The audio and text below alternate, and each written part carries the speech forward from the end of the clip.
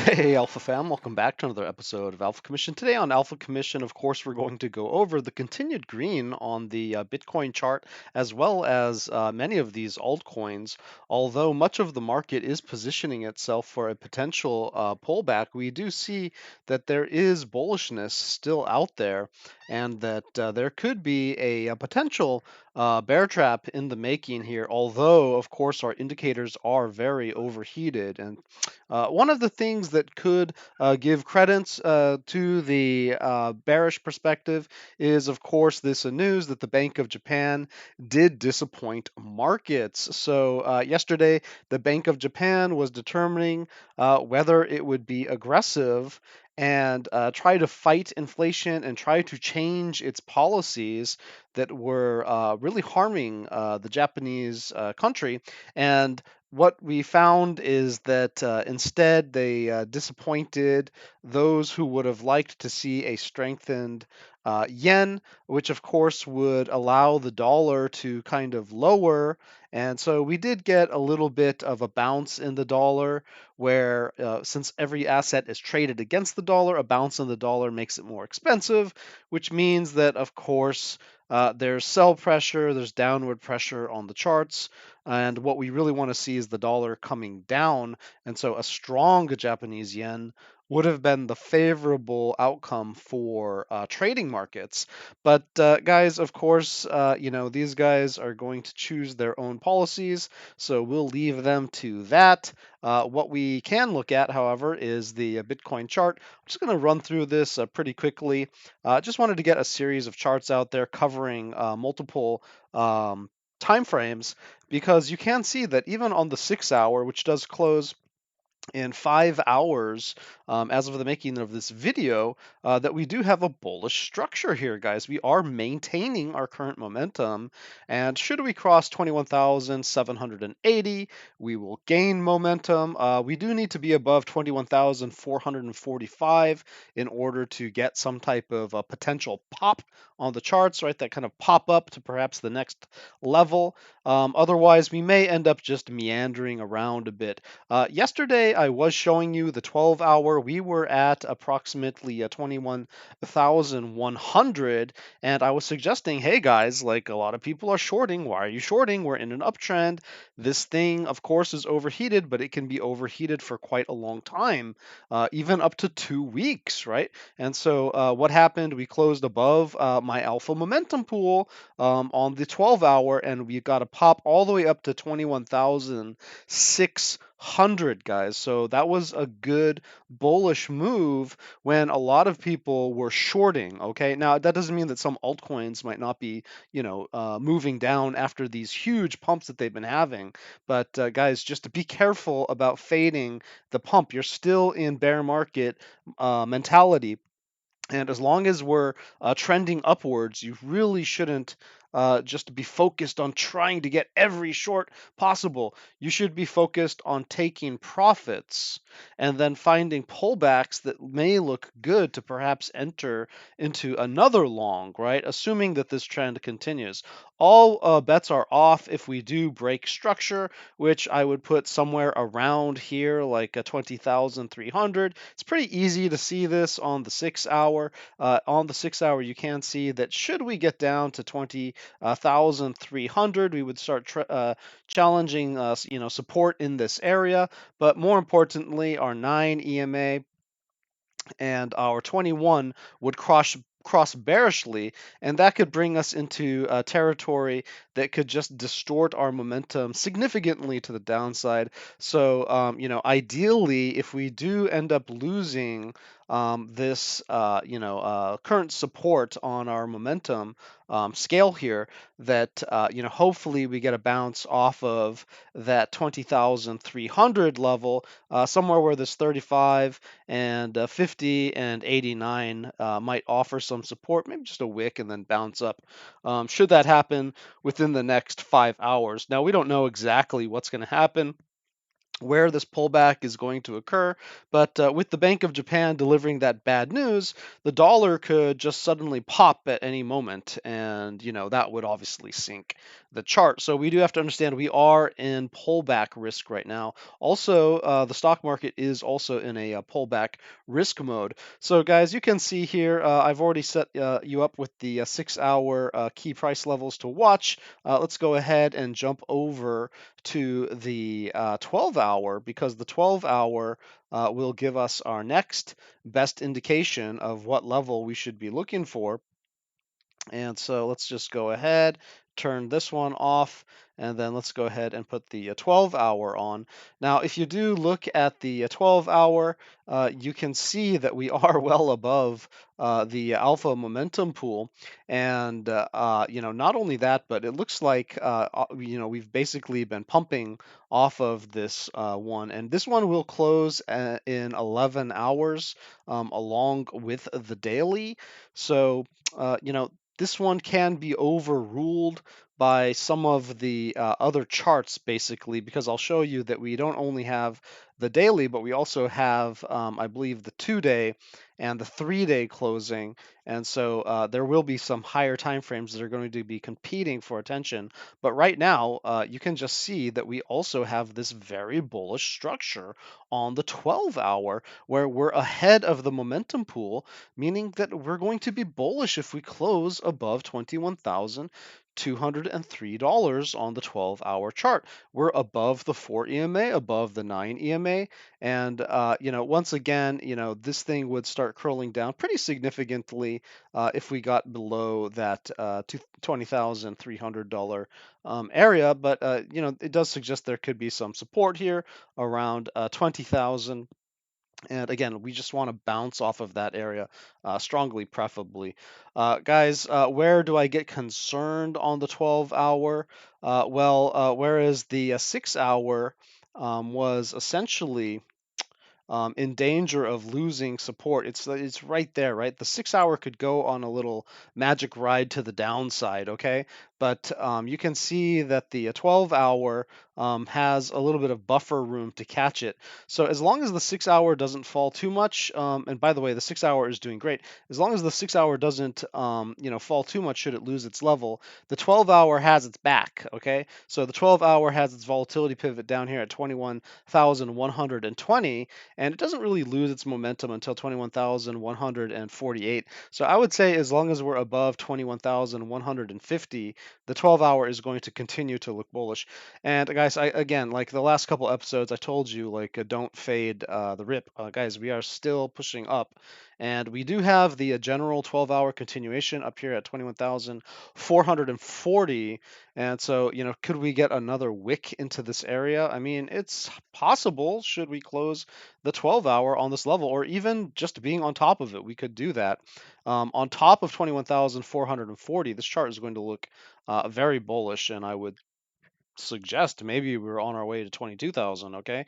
But let's go ahead and close the 12-hour. We can take a look at the daily. And again, guys, the use of these different time frames, it's not just to annoy you with a bunch of charts. These things close on different time frames usually. And so you can have different trading setups. However, when they're all closing at the same time, and right now we have the 12-hour, the daily, we have the 2-day, and the 3-day all coming to a close at the same time this afternoon. And so we're going to want to watch all of them, because they may be in different positions to trade on those different time frames. And you can see that the higher time frames have the most buffer room built into them. So again, on the daily here, and we are on the daily chart, we are above our current momentum. We're not necessarily in any area where we're going to gain more momentum. We are more likely to have a pullback according to the daily. The daily has considerable buffer room all the way down to that $20,200 area, really 20,420. Okay, then we're going to be still in good shape above 20,420, and that's just going to be right on that 9 EMA, which is going to suggest just bullish continuation, because that's a very bullish posture to have, just being on your 9 EMA. The 21 EMA is way down here at 18,800.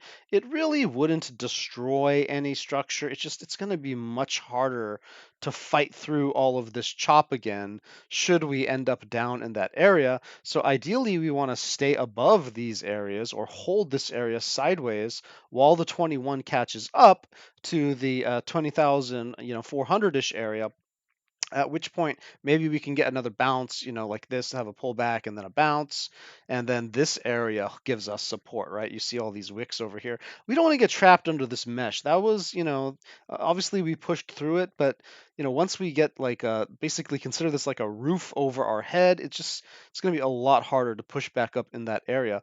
Plus, as I mentioned in the last couple episodes, that we are sitting on top of this 200 EMA, and I'd like to keep this, okay? I'd prefer that we don't actually drop down at all. I would prefer we just go sideways and deal with our overheated indicators just by going sideways, maybe a little flash wick, just fool people, grab liquidity, trigger some stop losses, get some fuel back in the tank, and then go on our way. But we'll find out, and maybe that's what the 6 hour is setting up to do. I'm not sure, but we're gonna find out in the next couple days or early next week for sure. I mean, this thing has to show its hand eventually. We are just kind of hanging out in the same area, right? You do see the 4 and the 200 are pinching together here, and that's quite interesting. We've got this very arrow look where the 4 EMA and the 200 EMA are just converging, and I don't know. Could that offer a little bit of a pop, right? Could that just pop this thing up? I'm not sure. We're gonna have to take a look at that, right? It could also be that, we're just, kind of rounding here. And if this thing drops down, then maybe the pop comes later and it's going to be a squeeze between the maybe the 9 and the 200, right? So again, we have a lot of room to play with. Our alpha momentum pool covers 21,136 to 2420. And we do want to be above that for bullishness, especially above the volatility pivot. That's what's going to give us a little bit of extra oomph should we be able to capture it. And, but to just retain bullishness on our current momentum, we do have to be above 21,136, which we are successfully doing at this time. Let's go ahead and move over to the 2-day. So the 2-day has a very similar story, except that its buffer room is hugely wide, okay? And this is the one that I would say is kind of the max tolerance here. I really don't want to get back into the bottom of this chart should we break down. But the 2-day has its volatility pivot at 18,304, which means anything above this is still going to have a bias to the upside. Okay, we're gonna have a bias to the upside as long as we don't breach 18,304 on the 2-day. And you can see that these EMAs are swooping up here, and as long as we're above 18,300, they're going to continue to kind of swoop and maybe even start scooping us up. So again, I think really a very critical level to pay attention to is this subtractive momentum line on the 2-day chart around 18,743. And then, of course, if we lose 18,304, it's going to have a bearish bias, okay? I would think maybe we could even get a volatility push to the downside, okay? Maybe even to 13,000 or something. So we do have to watch these levels. We saw something similar like that here, something similar like that here, right? So it could happen again. We also saw it up here. And, this was the tricky one that's kind of like our current situation. Like if this is a repeat of what happened back here, which again, it's a very similar structure, okay, then, you see what came after that, right? Some type of final capitulatory, positioning may be in our future, um, and more downside should we lose this kind of 2-day setup. Now, I'm also going to show you the 3-day. The 3-day is basically going to have the same thing going on. Of course, for the 2-day, we do want to stay above that 21,188 for bullishness. Just the 2-day looks great. I mean, it's just meeting some resistance. It looks great. In fact, the 2-day even suggests that we could pop up all the way up to 25,000. Okay, like there's not much there's not much there. I do suggest that perhaps this area is going to give us a headache, in that kind of 23 to $24,000 area should we get there. Putting on the 3-day, the 3-day looks even better than the 2-day. It definitely has agreement with the 2-day. In terms of the threshold, we need to sit above approximately that $21,000 area, 20,880 for the 3-day. The buffer room on 2-day, actually, now that I look at it, Yeah, it is bigger, but it's still approximately the same area. Okay, just more of a candle close basis here for the volatility pivot at 17,925 and a general continuation above 17,747. Really, we're going to lose that low around 17,308. So again, that's you know losing this obviously is a broken structure here, okay, guys? So we don't want to have a lower low, being set in. Uh, I guess a double bottom is possible, and we could do something like this. There's nothing wrong with that. It's just it would take more time, and you're very much at risk of a volatility push to the downside. Again, these volatility levels are super super important, guys. Like you don't want to be below there. So holding above this area is really important, and then preferably holding above this area and for the lower time frames sake, above 19,300. Okay, otherwise we start to cross our EMAs to the downside, and we don't want that. But let's see, that's the 3-day here. Probably don't really have much more to say about that. You can see that we are bullishly set up on our EMAs to potentially keep going. We are rising a bit too fast, and I don't like that. I wish that this had been a slower progress to the upside. So now we do need a shallow retracement just to kind of give everything a little space to breathe. We either need to pop up and then have a retracement, or we need to just have a kind of, sideways action kind of, shallow retracement. But yeah, it's going to be up to you to decide how you interpret this. Personally, I'm still bullish. I do think that this could be just an epic, bull trap, just like we had up here, just like we had here, here, here, right? We have a bunch of bull traps. There's not much difference in the magnitude of these traps up here versus what we're seeing right now. It's just that we haven't been used to this level of volatility in quite a while. So do be on your guard. Take a little profit if you can.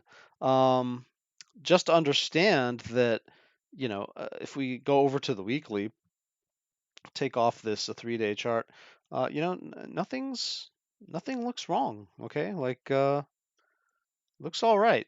Looks all right. We're just squeezing to the upside, holding above the 21 EMA, above the 9, above the 4. Nothing looks like it's going to cross bearishly here unless we get under that 19,500 and 18,000, whatever, 500 level, right? Like you really don't want to get underneath there.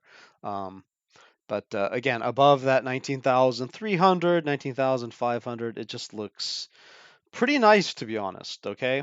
We do have a little bit of volume decrease, but that just goes with consolidation and going sideways. Let's see here on our indicators. Maybe we can take a look at our volatility. Volatility has been pushing up on the weekly ever since we basically bottomed out. And this does have quite a ways to go. It could push up to the 50, it could push up to the 80, it could even go all the way to the other side. So this thing is just getting warmed up. And I don't think that this move is over on the weekly, even if we do have pullbacks. On the 3-day, you can see that this thing has been exploding to the upside. This thing only looks halfway finished to me. So, I mean, yes, this ribbon could start rounding, but we still have to wait for the EMA to catch up. So I still feel like there's a little bit more to squeeze out of the 3-day. The 2-day has this a little bit more dramatic. You can see it is getting overheated and it is ready to shut off, but you can kind of hang out there for a couple days, so no problem. And then the daily is going to have a similar phenomenon where it is finally pinching shut, just like I suggested it would.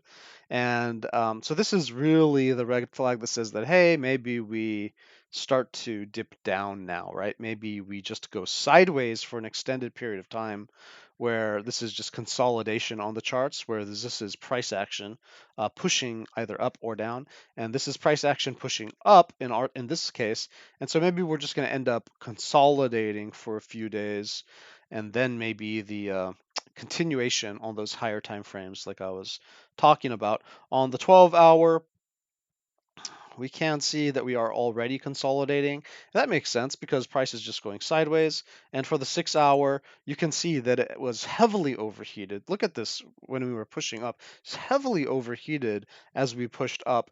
And now you can see that the 6-hour has just been consolidating for a while. And if we do just take a close look at that, you can see that we started to overheat and then we started to consolidate. So we're just going sideways.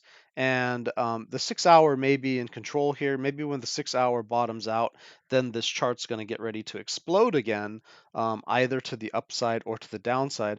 But we probably need to wait for the 6-hour to finish its move. What does the 4-hour say? The 4-hour is basically saying the same thing as the 6-hour.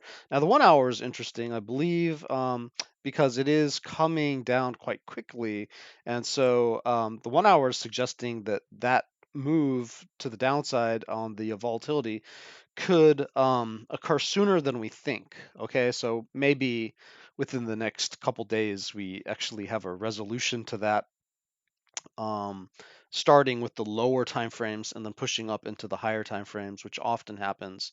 And then I think that the higher time frame momentum will eventually uh, prevail, even if this low time frame volatility needs to have this kind of a cool off, which may just catalyze through the different time frames.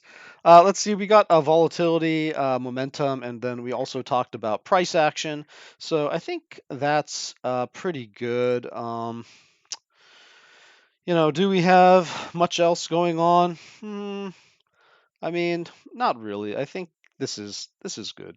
We can leave it there, guys. Just wanted to make this one kind of brief. I probably went a little bit longer than I should have, but just if you want to double check our key levels to watch, this is the 6-hour. Okay, there's your key price levels to watch on the 6-hour.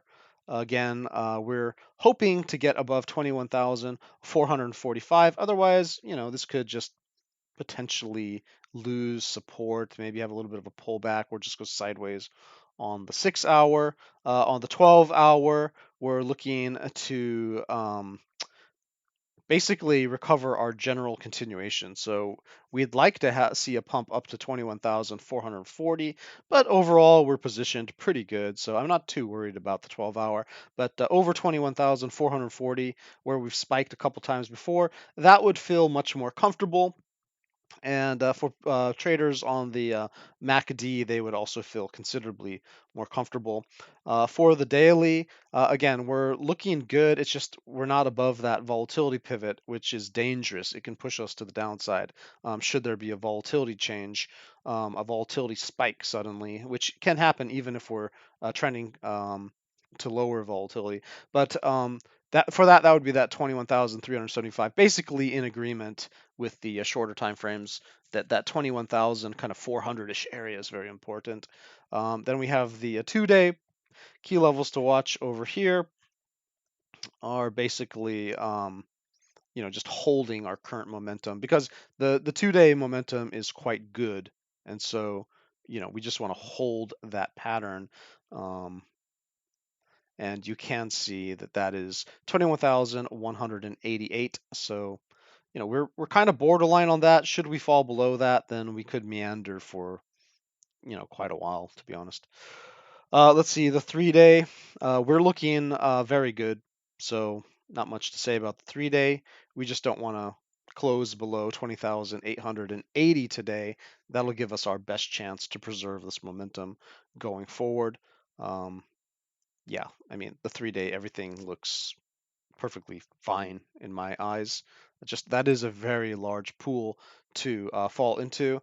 The good news is all of these time frames are closing today, and so these larger alpha momentum pools are going to close, and we'll get a much tighter range to be able to trade with. I also like when we have pullbacks because it makes the volatility pops a little bit more predictable, and so that's where you can make some pretty good money on. When you have the additive and subtractive momentum at the bottom, basically where we get additional momentum, or should we break below it, we lose a ton of momentum.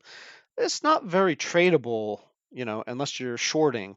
But if you're longing, then you'd like to see this on the top, and then aha, should we cross that one and we're above the volatility pivot, then we're likely to get a nice pop. And those are the setups that I'm looking for. The 3-day just doesn't have that setup. The 2-day doesn't have that setup. The daily doesn't have that setup. It's starting to get a good range for a possible short, but we're just not there yet. 12-hour, again, this one is starting to get into that, place where, everything is so tight, and then we have the break to the downside, so that could be a possible play to the downside. It's just we're currently holding our momentum, so there's no setup for me there. Pardon me, that was the daily, and then the 6-hour. Now this is the one that's so interesting, right? Because the 6-hour has this dashed green line at the top, whereas all the other time frames had it at the bottom. So should the 6-hour, find its way into this region, the 6-hour is starting to get reset. It's starting to have that kind of positioning that could suggest that we would have a playable upside should we be able to um, recapture some of these lines. Just it's a little bit far away right now, so the chart is being indecisive. It is consolidating. And guys, that's your alpha for the day. Stay safe and happy trading.